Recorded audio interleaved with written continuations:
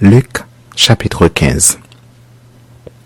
Tous les publicains et les gens de mauvaise vie s'approchaient de Jésus pour l'entendre.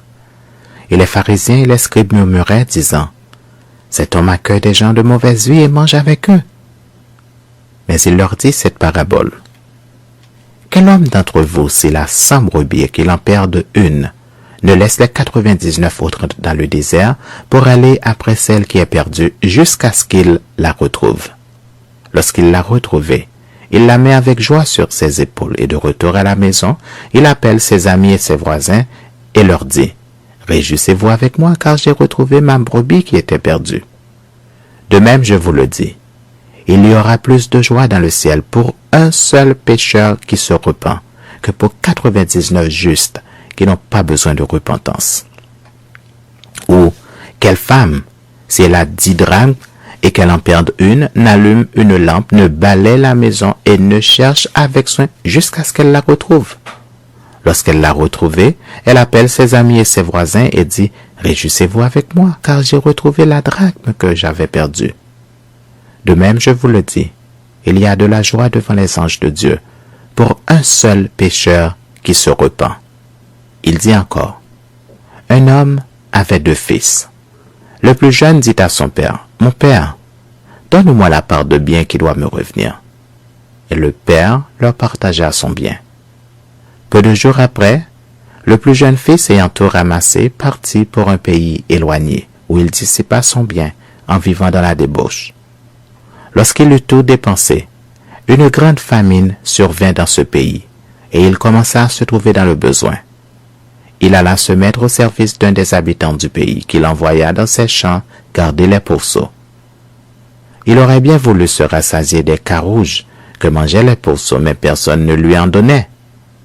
Étant rentré en lui-même, il se dit, « Combien de mercenaires chez mon père ont du pain en abondance, et moi ici, je meurs de faim.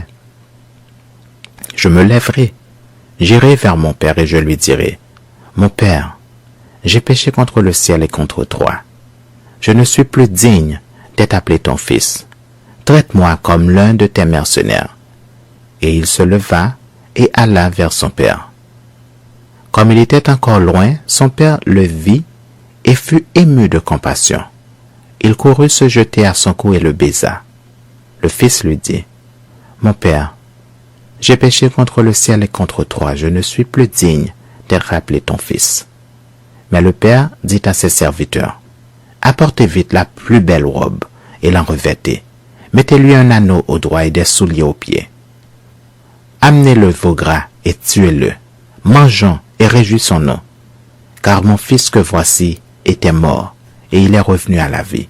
Il était perdu et il est retrouvé. » Et ils commencèrent à se réjouir. Or, le fils aîné était dans les champs.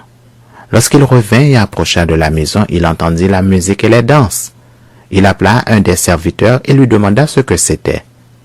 Ce serviteur lui dit, « Ton frère est de retour, et parce qu'il l'a retrouvé en bonne santé, ton père a tué le veau gras. » Il se mit en colère et ne voulut pas entrer.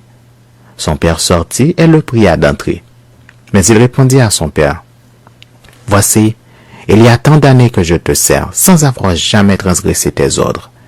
Et jamais tu ne m'as donné un chevreau pour que je me réjouisse avec mes amis.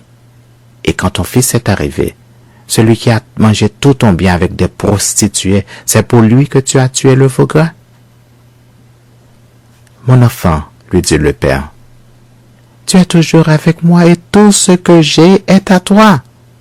Mais il fallait bien s'égayer et se réjouir parce que ton frère que voici était mort et qu'il est revenu à la vie parce qu'il était perdu et qu'il est retrouvé.